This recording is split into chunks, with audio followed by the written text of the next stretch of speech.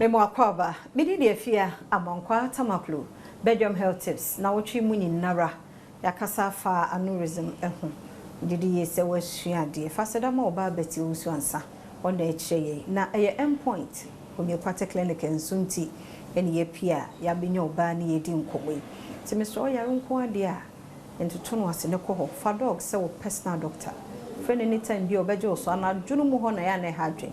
But to friend working hours are very also one boy. So obey young kwa obetumi dia obemoaba one show 0244867068. Many oba Betty who's answer. Principal nursing officer. Me pachane. Aha. Obapa unkwaso.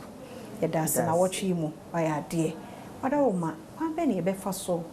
a prevent sa aneurysm any home treatment.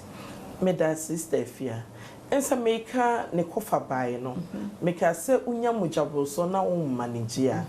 enti ade bia kofa mojabroso oba se wono mo nsa basa onum cigarette se wudi aduane anchine bebre wom se wonye exercise se wudwindwin bebre no mojabroso kofa bae ni na e wo se yetwe ye ho free ho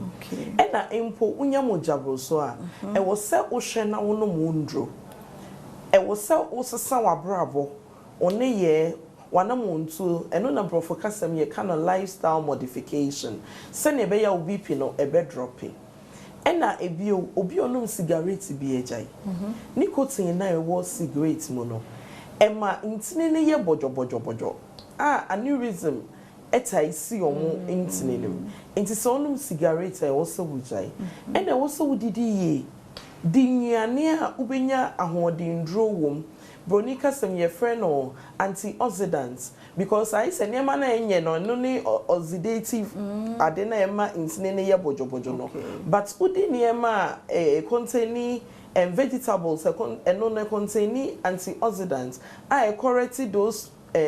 nema na nkebema intine na ye bojo ama aneurysm nesino enti di aduane pa aduane bia wudi bia bisa ho se edi aduane mu ahodindro na me nyama ni paduano ena bio age untumi nsesa no but unyini no e wo se wo hwe wo ho so ye na wudidi ye se ne be ye ema wo ntumi nkonya aneurysm ena wudi nnuane asrade bebre wo ma ense meka se atherosclerosis se srade adorint ninim enti mojanam no ye krom hanom de eno ne contain srade bebre enti menka se jai bate so na ye exercise se ne be ye bebe ne fat na ewo ni paduanim na intini na nkodore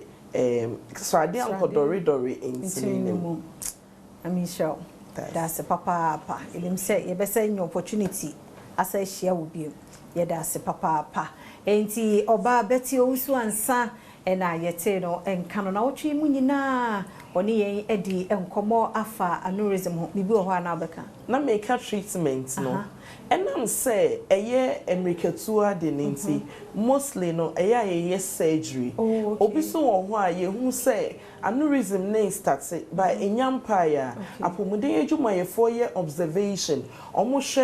sene esi ikono empepi no omo location no omo ne kese no ene sene esi iko enyini kono na omo aye intervene no eno ye profocus ye friend no preventative surgery sene be ya enkopai mo enu ho kura na yakoye wi enu ho hwe obi pi no check wo ho a check ni eni di ye ni enye exercise ye ni nyina betumi aboa ye ye sure say na watwe mu asua de sa so na nyame ye adoma next week enkwa hoden wo ha ye bese hia ne asa di nkomo saa ewo conditions ahodo bi eho ni nyina no ye endpoint Homeopathic clinic na daroma ene yetimi de brewo tu yaro nko ade a Mr. Ofre no a obeje so 0244867068 na wotwe besi mu nkwa hoden wo ha afia amankwa tamaklo ye bese hia ye dase